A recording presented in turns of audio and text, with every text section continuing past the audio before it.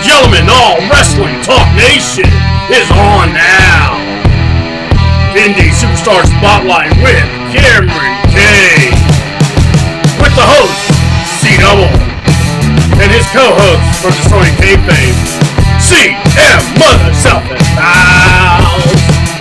Now, ladies and gentlemen, sit back and get ready for All Wrestling Talk Nation. Now. Ladies and gentlemen, this is All Wrestling Talk Nation presents Indy Superstar Spotlight, and I am your host, C-Double. And I have a fly that's trying to dive into my mouth. We'll deal with that later. All right, with that being said, I have my show. It is and tonight, Indy Superstar Spotlight with the one, the only, Mr. Kameron Kade. How are you doing there, sir? Doing great, guys. Glad y'all having me. Oh, man, we are excited to have you. We're going to be going through the sponsors and thanking them. But let's first also welcome the man that's fighting the sickness of hell, Mr. CM, Soldier On, Selfie Styles. How you doing, brother? Oh, I'm doing all right, man. I'm back to recovery. It's been a rough couple of days now, and, this right here actually lifts my spirits up and makes everything, not be around. So let's get this underway. All right. Real quick, we want to also say, you see the banner. It's done by Paul Jaser from Kayfabe Concepts. Now, Paul just doesn't do these banners. He also works with T-shirts. You've seen the All Wrestling Talk shirts. We'll show a picture of it before we leave. Also, he does posters. He does other things. You definitely want to contact Paul Jaser on his Facebook, or he's at the Arabian Wolf, or also check him out at Kayfabe Concepts. You definitely want to check him out. Give him a look-see. Also, CM Styles, he is part of Destroying Kayfabe as well as me. CM, that's your show. We try to do wrestling reviews. I'll give you an opportunity to plug it in a few. But also, want to remind everybody, if you are trying to get a part of the nation, a few ways. Our website is allwrestlingtalknation.webs.com. And you have to have the S at the end of the webs. So there you go. Also at Facebook, you go to All Wrestling Talk Nation. That's the Facebook page. That's the exclusive. We also have a group, All Wrestling Talk Nation. Also, Twitter. We are at the AWTC or AWTNC2. And YouTube channel, of course, is C-Double. Ustream, I've sent that out. That is All Wrestling Talk also. So with that being said, we also have some wrestling shows coming up this Saturday. Winders Lions Club. It is going to be live and in Technicolor. The Ultimate Surrender is going down at DCWM. It will be at 6 o'clock. The doors are opening. 7 o'clock is the bell time. It's going to be a lot of awesome action. We're going to have some good wrestling going down. Also, Southern Fried Wrestling in Monroe is going to have their show. It's the second year shindig. You might want to check that out if you're in that area. Close to the Winder, come to us. All right, and you get to see C-Double up there. So, that's always the plus. With that being said, we are all about indie wrestling, and that's what our goal is to cover indie wrestling, give the spotlight to the wrestler. And with that being said, our guest, Kameron Kade, phenomenal wrestler, bro. I want to thank you so much for giving me some time of your day. I would like to go ahead and ask the first question for you, bro. What got you motivated? What made you wanted to become a wrestler? My story is not much different than the one you probably heard 1,000 times before. Sitting around the TV, probably in my diapers, watching wrestling, and always had that dream in my head. That's what I wanted to do. And as I grew up, all these people. All my friends around me started getting these careers, and they knew exactly what they wanted to do. And I'm just sitting there like, I don't want to do anything but be a wrestler. I get you. CM, you got a question, bro?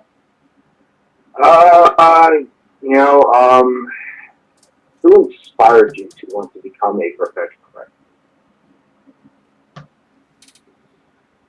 I don't think there was anybody in particular, really. When I first became a fan, I was a Hulkamaniac for sure. But I don't think I modeled my career after him or my style or anything. I mean, as I got older, I really started to identify with the heels like Ravishing Rick Rude, Mr. Perfect, Kurt Hennig, Teddy DiBiase, all those guys who I really really tried to model myself after when I first started. Let's go ahead and ask, in wrestling, you started training. We talked before the show came on about, your training was at WWA 4. But let's go ahead and ask this question. What was the hardest stuff that you had to do training wise? Was it getting, being able to work as a wrestler, being able to do the bumps, being able to, throw yourself and know that you're going to put yourself through some, hardships, or was it, maybe doing the mental block of you're going to have to speak in front of fans? What was the hardest part for you? Well, that middle block speaking in front of fans is still an issue. That's more nerve wracking than any type of wrestling move I have to do. But I mean, in training, the bumps come pretty natural. I guess the learning how to hit the ropes like that first week is pretty hard. Yep. All right. And go ahead, Sam. I want to pass one on to you. Yeah. So what's it like with you being, life on the road? What's the difficulties of that? Or more like, what's the experience like riding with other people going solo and all kinds of other stuff? I guess it's the monotony is the best way to say it. Cause, you're on the road every weekend for hours on hours. You're staring at concrete, or maybe this small town America, that small town America, or if you're on the interstate, you're staring at trees for 4 or 5 hours at a time one way. So it's monotonous. It's over and over the same thing, but you try to find something to break it up. All right. My question is this, let's talk about who are the people that trained you. I know you said you were in WWA 4, but also what was it like, preparing to become a wrestler? Who were people that really had a strong influence helping you train and making you, helping you form the wrestler that you are today? Well, my main trainer was Mr. Hughes, of course. He's still at WWA 4. There were several guest trainers that came through, like, Rocky King was there a lot, if you know him,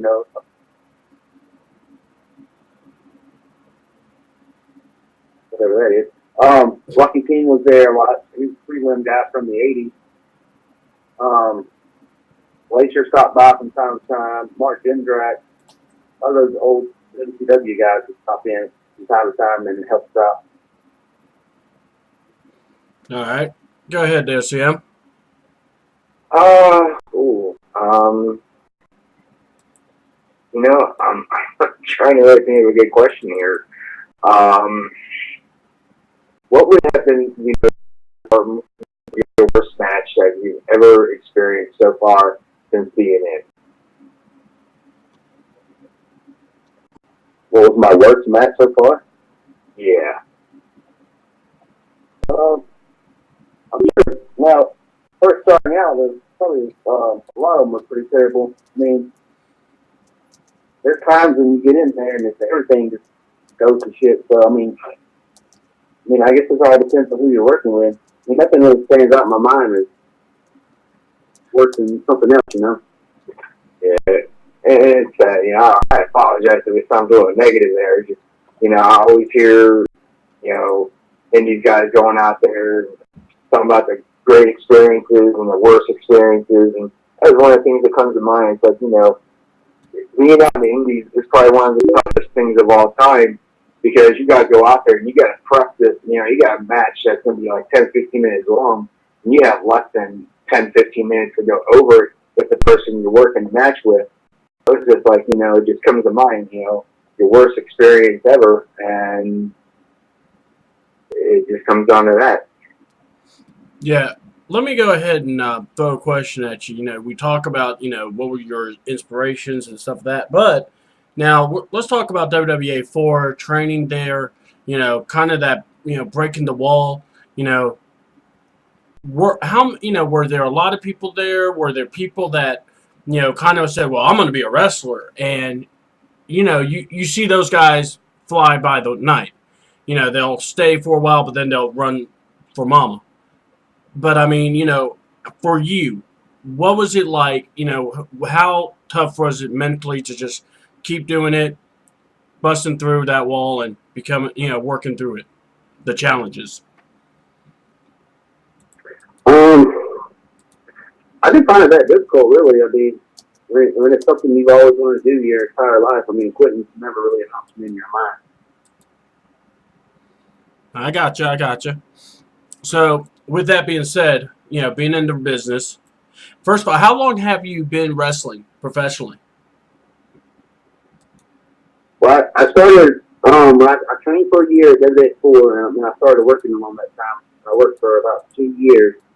And I took 3 years off, went and got a degree, and my body healed up some, and I've been back about 3 years now. All right, it's about 3. Okay, cool. Who are some of the guys that you enjoy working? Who are guys that kind of help you, push you through, and help elevate you? Some guys that when you're in the match, something different, something good's going to happen in that match. Yeah, I don't know if you looked up any of my stuff, but I've had a bunch of matches with a guy named Chase Brown out of South Carolina. He's every time we get in there, it's always something great. Well, I feel like it's something great. Somebody else might think it sucks, but and then a WWA 4 guy you might know, Dick Cypher. Yeah. Yeah, he's getting in the ring with him was always a pleasure because you never know what crazy stuff he's going to do. He always brings up the best. He pushes you that one step farther. All right. And go ahead, Sam. Yeah, one of the biggest things we like to talk about is guys paying their dues.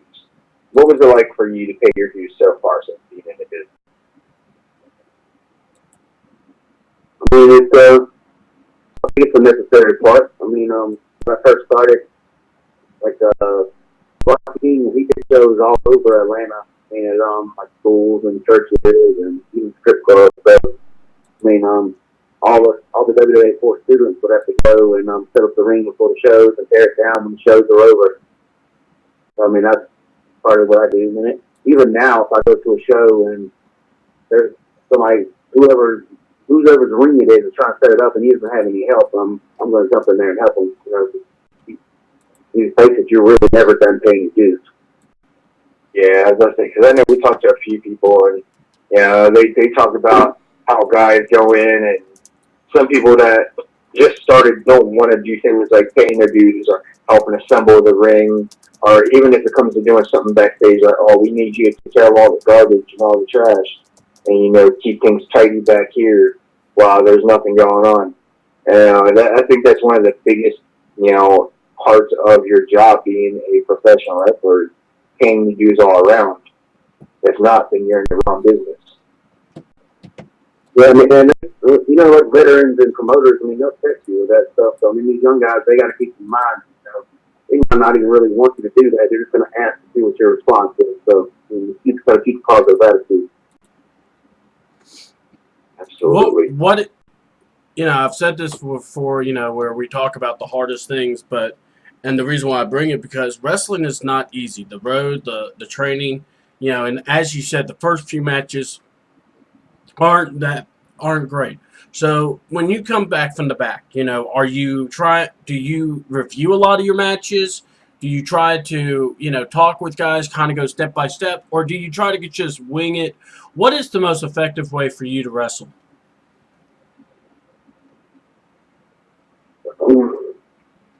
The way I was trained is, you know the finish, and then everything else is caught on the fly. But I mean, as the more and more I worked at Indy, the more I got out of that, because I mean, a lot of guys these days aren't trained that old school way to do that. But here the last couple of years, I've really tried to get back more into that. But I guess it's the easiest way to say it. It's pretty much a mix these days. Like, you got something complicated you need to do. You need to, play that out in the back. But I mean, everything else, you know, is filler that you can call on the fly. It's important to listen to the fans and do stuff when it needs to be done in the right spot. All right, on that, you know, I like how you just mentioned that, you know, listen to the fans. Can you, you know, for the people that don't really understand that, and you know, for guys that are wrestling or run shows, you know, we get that. But when, you know, because I'll write matches and I'll tell guys, you know, they'll go, well, what do you want us to do? I'll go, well, this is the finish. You know, start this off. This is the finish. Make your magic. Because the way I see it is, as a wrestler, you are the artist. You are the person that creates the magic. So, my question in this is, you know, when you say listen to the fans, explain what you mean by that. It's when you're in the heat and the hill is, you know, he's up on the base face. So, you know, you put him in a rest hold, and, you know, a lot of rookies or shitty wrestlers will just, like, you know, call his spot. And, you know, the fans aren't really waiting for it or don't really care. So you're just going through the motions for no apparent reason. Where you can have that rest hold and wait for the crowd to get behind base face when they actually want to start cheering him on. Get that timing down right and let the fans, you know, take the face a little bit. So you give them that reward. The big face is trying to fight back. You put him back off and go back to it again. You know, they're like Pavlov's dogs. You know, they know that every time they cheer, you know, they'll get something. Awesome. Let's talk about it. And I'm sorry, Sam, but let me ask you, where all have you wrestled? Is it just mainly the South area, but have you went north? What are some of the areas you wrestle at? I originally wrestled Tennessee, West Virginia, North Carolina, South Carolina, Florida, Georgia, Alabama. Yes, I mean, that was like a 6 to 8 state radius of the Southeast, is basically what I say. All right. CM, what you got? All right. So, you know, aside from wrestling, you know, I want to keep a strict physique about myself. What's the workout schedule like for you offset? I'm usually in the gym about 4 days a week. Like, I wrestle 2 or 3 days on the weekend. Usually that's like Sunday or Monday, whatever's the first day off I am. I'm usually pretty wore out, sore, and banged up and bruised, so I'm not going to come to the gym that day. But then, you know, and after that, I'm in there every day, you know, doing a different body part. Yeah, I know working out's got to be a real big strain because, like you said, you know, you're already getting physical enough in a ring, and then, of course, you know, the whole thing you do is getting physical by putting things together, mainly the ring and everything around the ring. You know, just trying to keep yourself, you know, that physical appearance, that is probably the most important thing because I know there's a lot of guys that go out there, they get into the business and they figure, oh, well, I'll get a workout while I'm in the ring. And then you got to realize there's more to just doing, you know, more than just wrestling and, you know, trying to stay in shape. Staying in shape in the ring is one thing, but staying, you know, in shape outside of the ring is even more important because that reflects on who you are. And that's thing they can get away with it these days because, you know, you have, like, you know, Kevin Steen is the big hit guy right now, so everybody's like, well, you can wrestle on a t-shirt and be out of shape. But, I mean, first impression means a lot. I mean, there's already a Kevin Steen, so they don't need any more Kevin Steens. Yeah, and everybody's going to want to try to be like him. Yeah, 99% of the guys aren't as good in the ring as Kevin Steen, so they don't have a chance. You can say that again. Oh my God. All right, so I got to ask you. There's one guy now. When I got to see you wrestle for the first time, you were competing in a 5-man, cruiserweight cup match, and you wrestled a guy named Fred Yehi, and I got to tell you that was a very spectacular match. One of my favorites, actually. Still, what are your thoughts on Fred? On working with Fred? His chain wrestling is freaking spectacular. I mean, I can only imagine that he at the train wrestling league. I don't even know where he comes up with that stuff. I mean, if you watch his own line skits he does now, he's freaking hilarious. Oh, he is. He's kind of hilarious in the ring at the point in time too, with the pajama pants on and random comments and yee chant.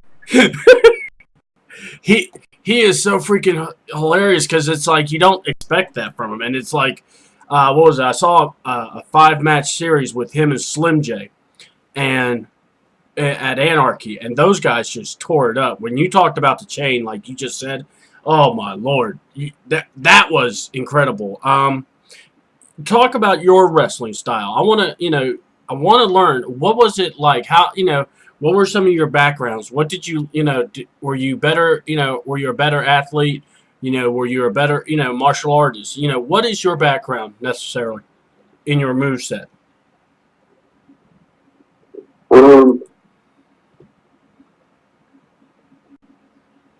I try to, my style is constantly evolving. Because, I mean, I'm still trying to find myself exactly what my style really is and who I am as a wrestler. I mean, I'm constantly trying to learn.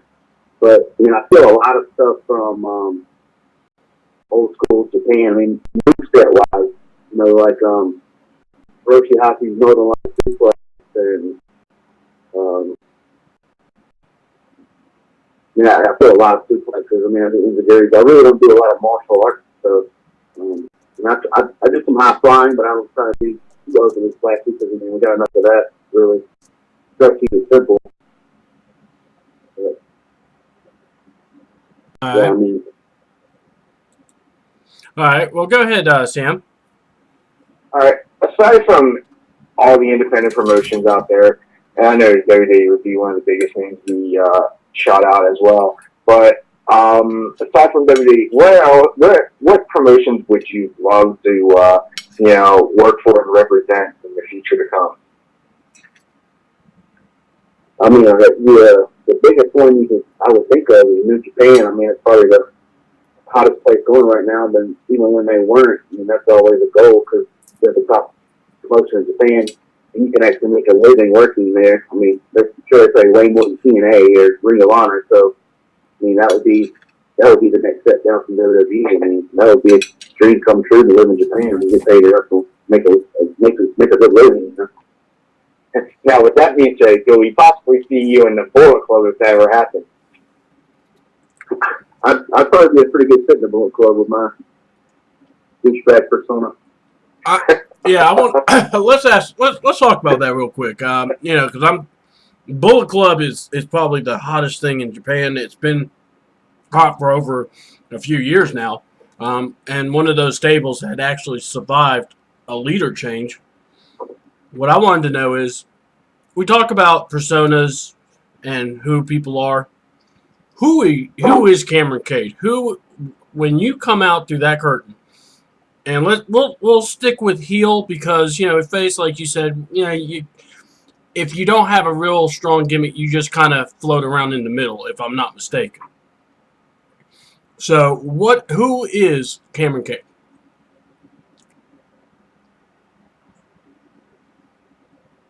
I guess I'm floating in the middle because I really don't have a strong persona.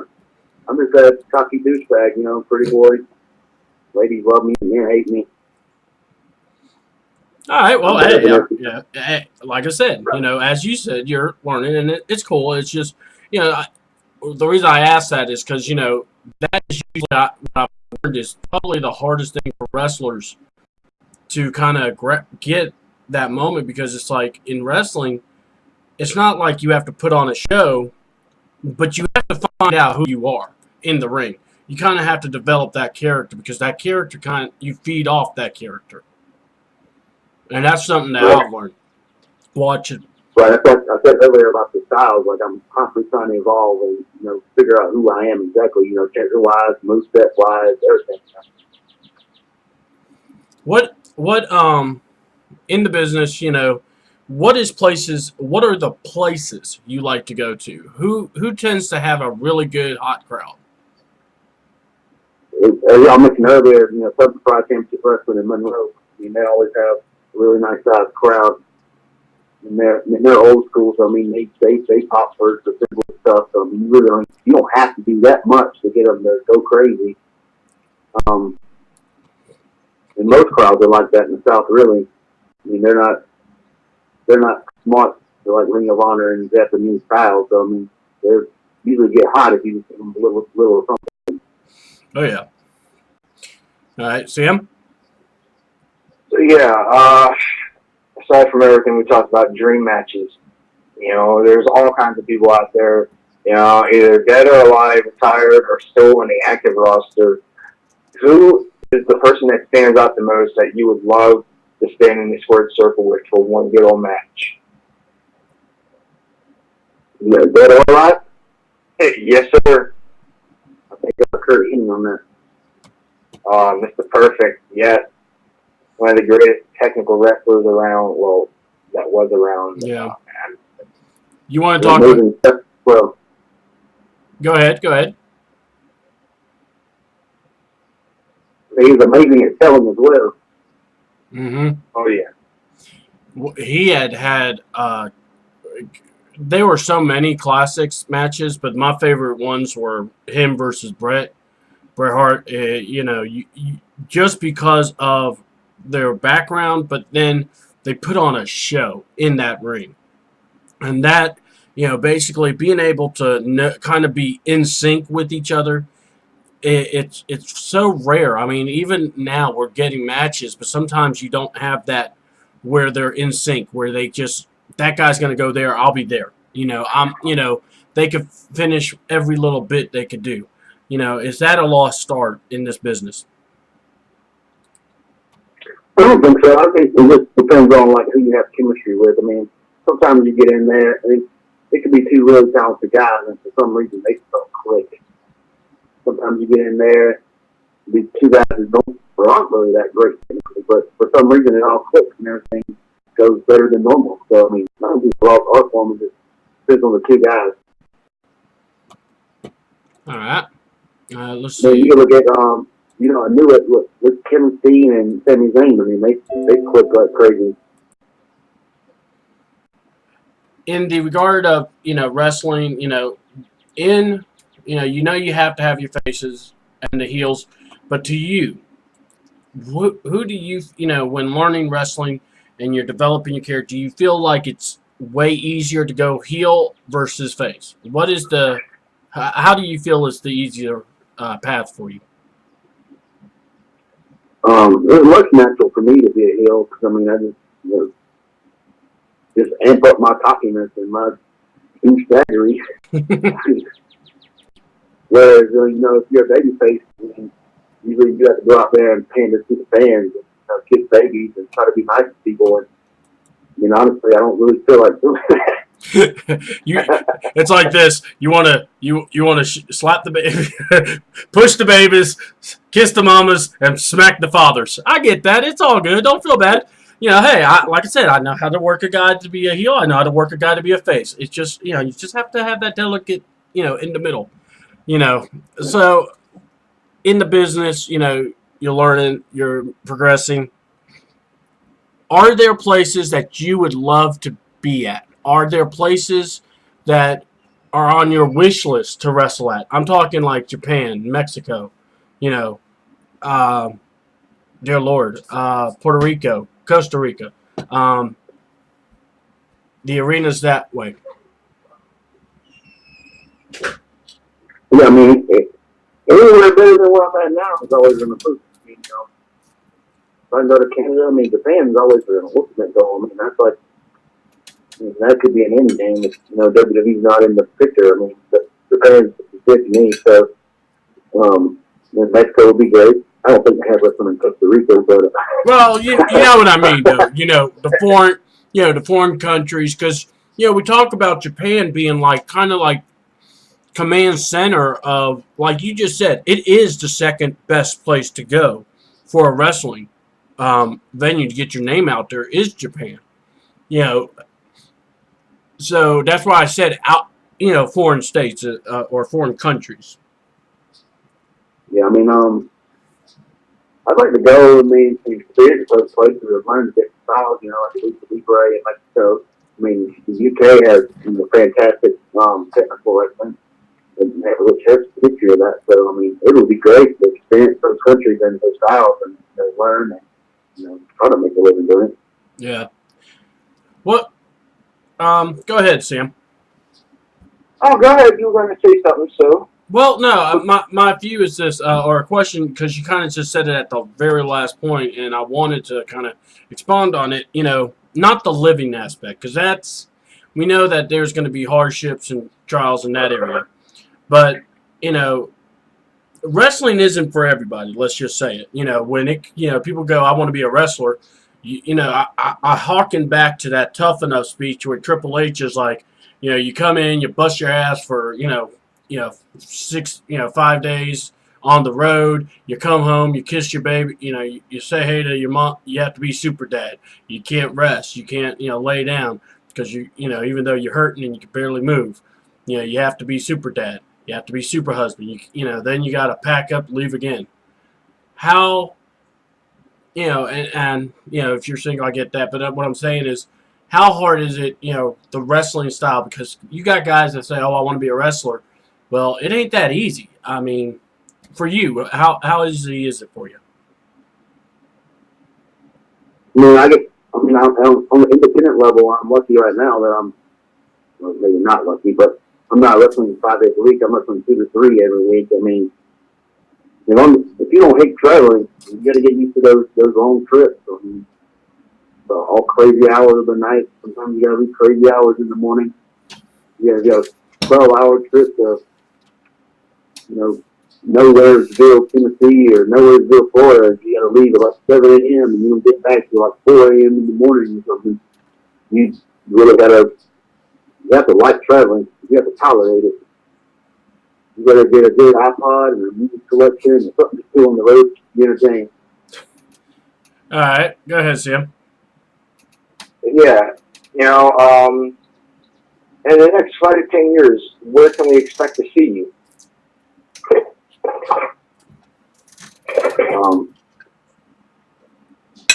Hopefully on your TV somewhere and not crippled.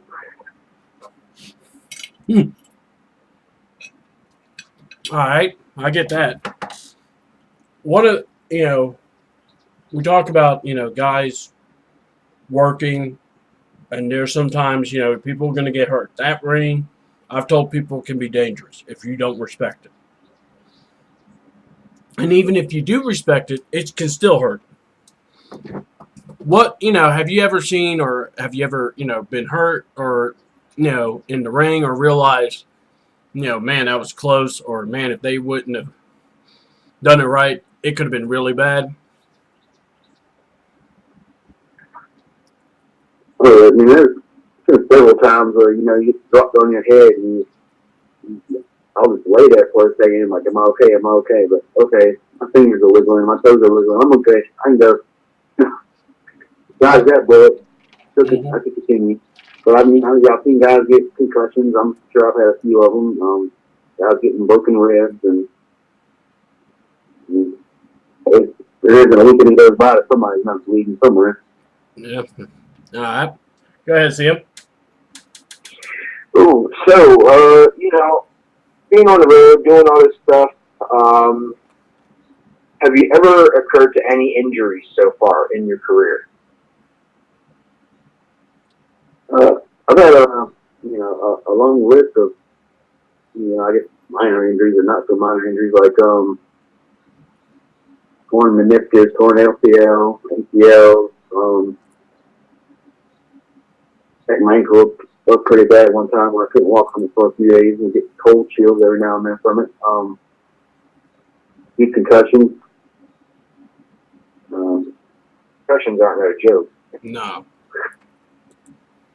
I mean, it's just a flashlight. You don't really hurt too bad. Hey, look, it's just a ding-dong on the head. It's okay. There's a few cracks on the coconut. You're good. You keep going. You keep going. Just don't ask you how many fingers I'm holding up. Just say, I'm holding up fingers, true or false. If you answer true, you're good to go. You see Tweety Bird for a few seconds and you're good to go. You count how many stars and you go, okay, I'm good. Hey, Coach, I see 3 people. Hit the one in the middle. All right, I got you. Oh God, he went for the left. You know, so one of the things, we're talking about injuries, we're talking about that, working. Let's talk about, anything quirky, funny, anything where you just sit back and you just go, man, this is just wrestling. This is what it's about. We're having a blast. Do you get, are there guys that you get around and you guys can just goof off, be douche, whatever, be jerks, or be yourselves, have fun. Are there guys in the back that you just love to hang out with? Oh yeah, definitely. I mean, you show up to the shows and there's certain guys, you're like, oh yes, man, I love to be around those guys. Like, I know Marvelous Marco in Atlanta. He's one of my really good friends. Logan Creed's another really good guy around that area. Oh yeah. Don't know Mr. Sleeves and out of South Carolina. He wrestles in Georgia a little bit. He's freaking hilarious and always a trip. Little kid, and he's not with us anymore, but he was always a really good close friend that was always fun to hang out with. He's always had some kind of crazy story to tell you. But, I mean, yeah, there's definitely a group of guys. Every time you go to a show, you're always glad to see at least one face there. All right, hold on. Now, there's one guy. I got to ask this because, this guy gets around this state of Georgia, and his name is, we call him in the back Taco. Does that name sound familiar? Is this Supernatural? Yes, sir. Yes, it is Supernatural. Oh, he is the craziest person I've ever met. I mean, he will come up with off the wall stuff. And he'll just be, and you're just looking at him going, dude, what the hell's wrong with you? I mean, in one match he was wrestling Strychnine, and it cracked me up. And I heard him do this. The guys are, everyone's like, turn around, turn around. You hear him through his mask go, turn around. Everybody really wants you really get hurt. I'm like, what? And one time he told one of the guys, bye, Felicia, as he did the double stomp on him. I'm like, oh, my Lord. It's time to go night-night. Bye, Felicia. I mean, so yeah, that's why I asked, because, he's one of those guys, if you're in a bad mood, he'll change it. And he'll make sure of that, because he's just, you can't help but laugh when he's around. He's just, oh my God. So yeah, Supernatural, oh God, he's a trip. He really is. Especially when he'll steal someone's bag. Yeah, he's another member of the Southern Pride roster. Oh, yes. And he is, like I said, he's phenomenal. His work, and then Logan Creed, really good, upstanding guy. I love watching his matches. Enjoy watching Marvelous Mark. He's good too. And I mean, that's the thing about indie wrestling. Have you noticed, who's talented, who can go.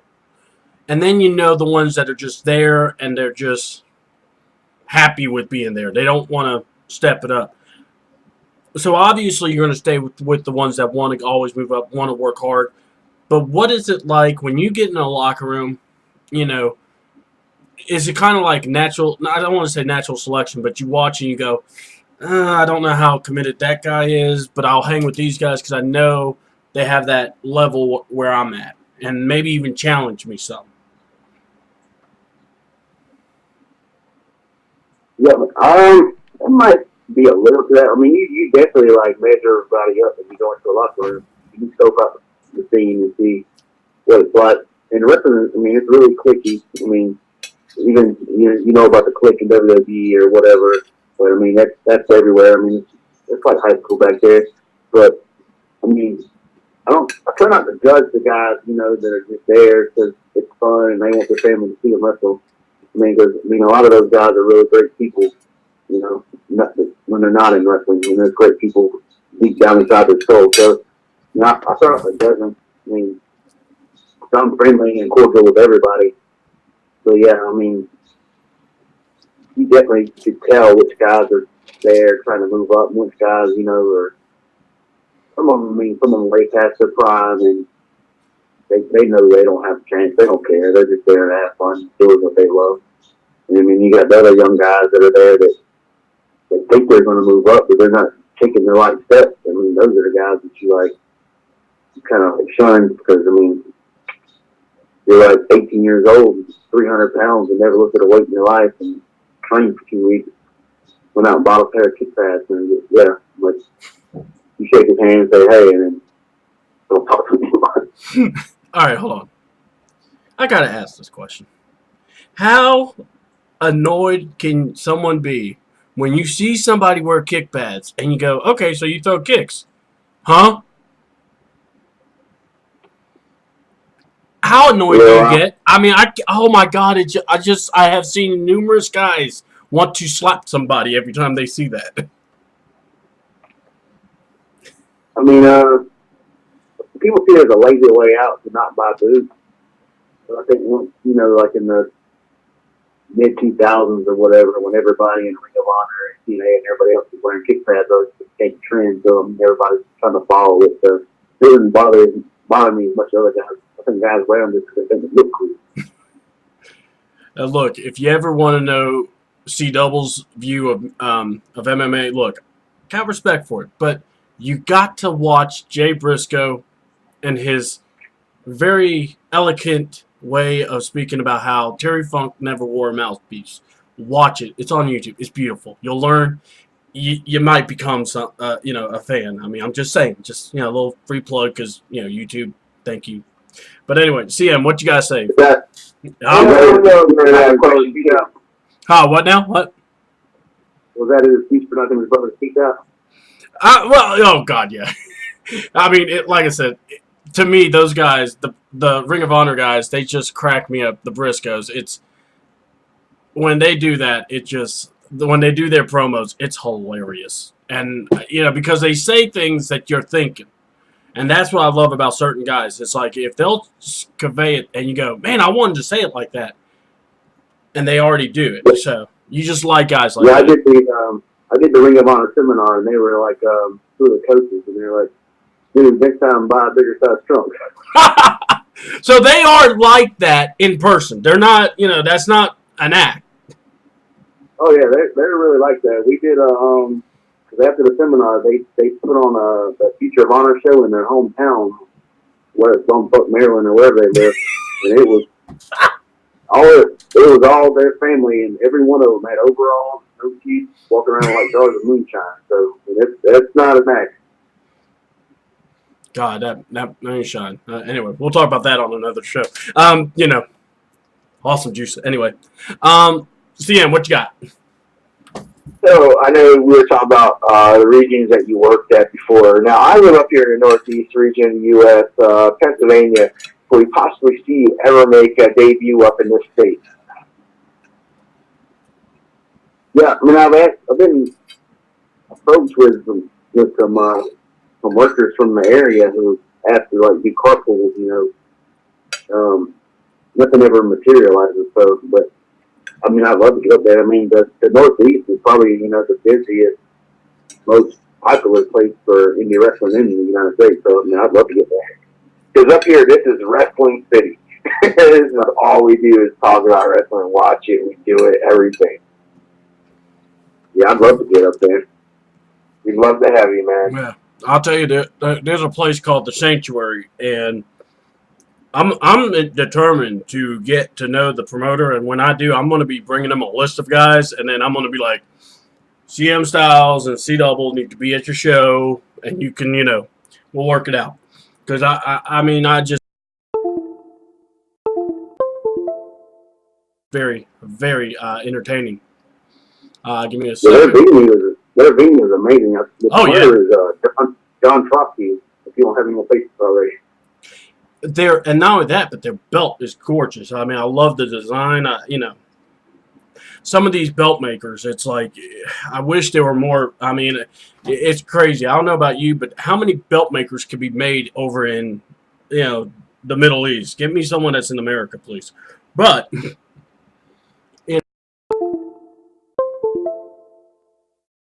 camera went out again. All right, there we go. All right. And we're back. All right. So, we're winding out.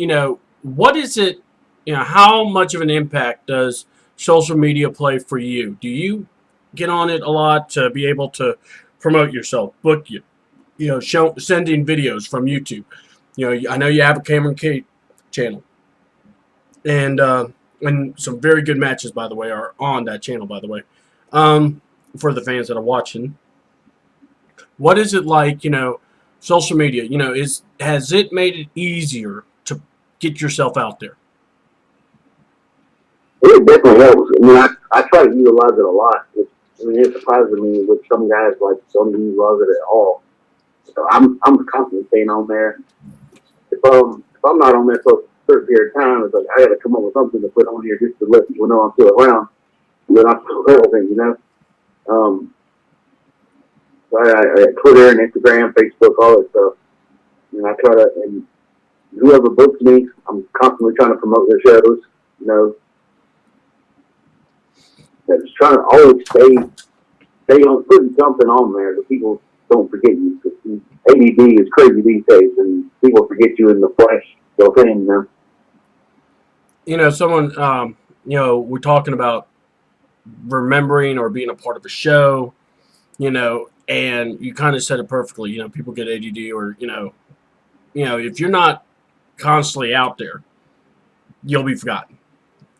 So with that, that's why you have the stuff, and you just said it. It makes you go, well, what are they thinking? If this is the best way to get a hold of yourself, and promote the shows, talk the shows up.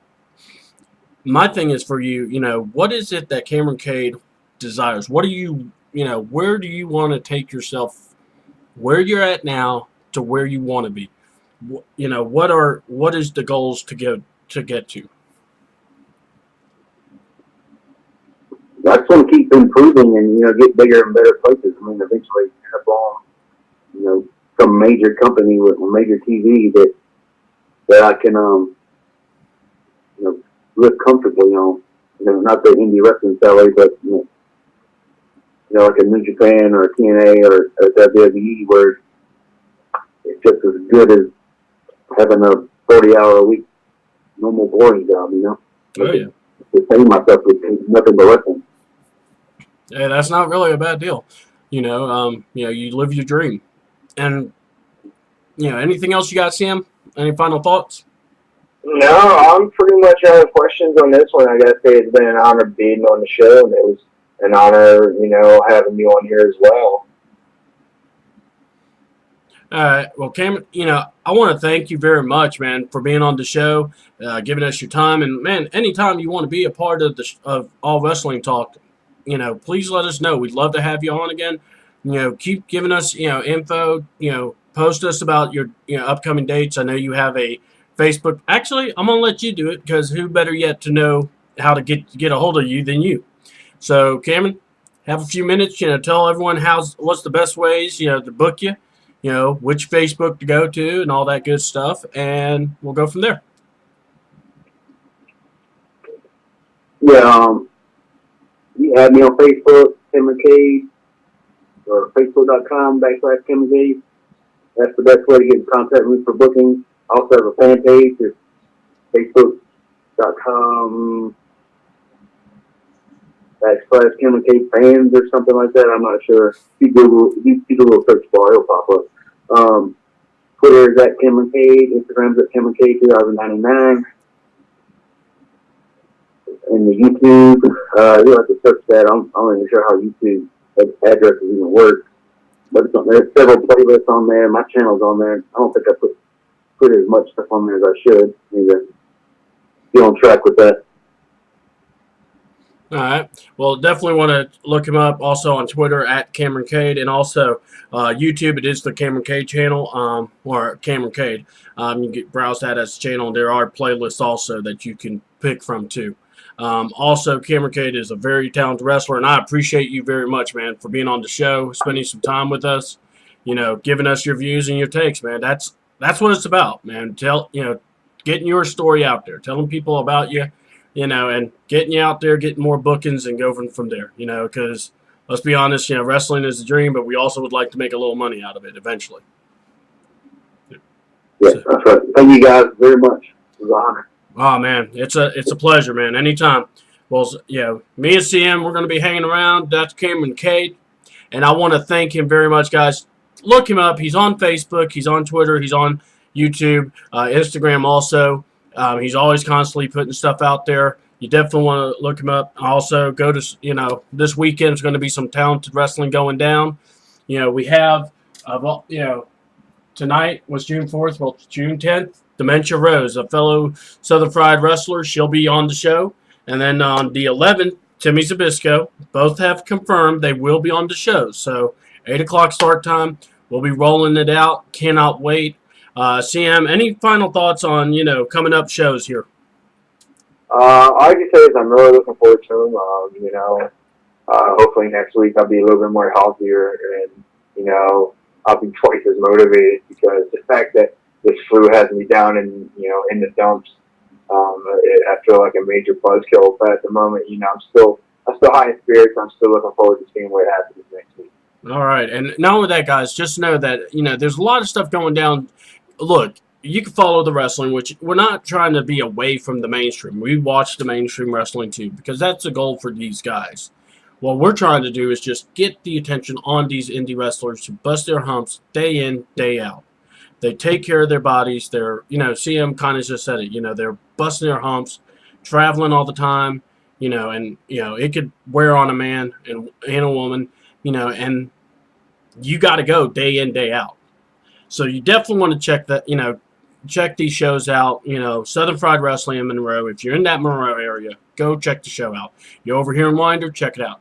You're over in Hazleton, over where my boy CM's at. You better go out there and check them out, the wrestlings, because that's how these guys are going to get known. You watch, you become a fan, and then we get to spotlight them. That's how these guys get a chance. We don't know that these guys can go if you don't give us feedback. So check us out on Twitter. We are at AWTN. C2. That needs to get changed. I'm sorry, guys. We haven't changed it with Paul. I changed it after he made these things. So you definitely want to check that out. At Heel Styles. That's the way you can find CM. Also at Destroy Kayfabe, right? You can find me Destroy_Kayfabe on Twitter. You can find our fan page also on Facebook, facebook.com/DestroyingKayfabe. We also have a group as well. It's we've been at a standstill for a while, but we're slowly rising. We just hope to get to the top sooner or later.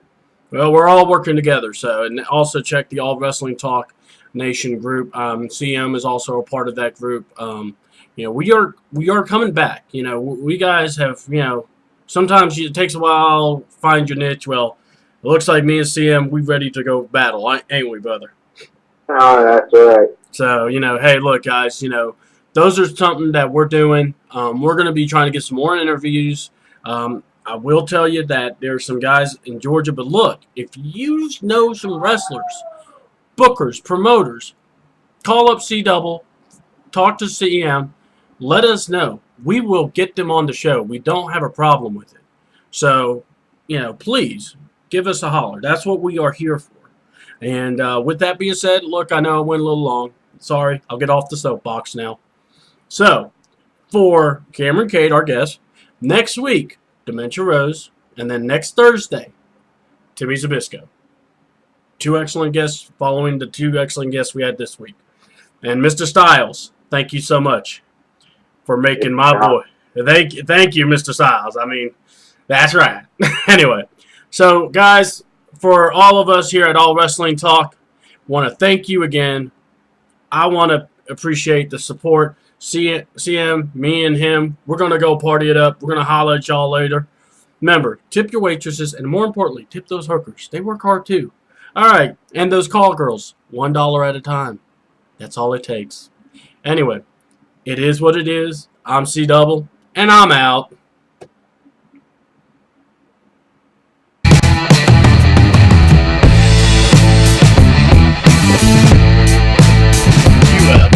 Just watch All Wrestling Talk Nation with C-Double and CM Styles. Thank you.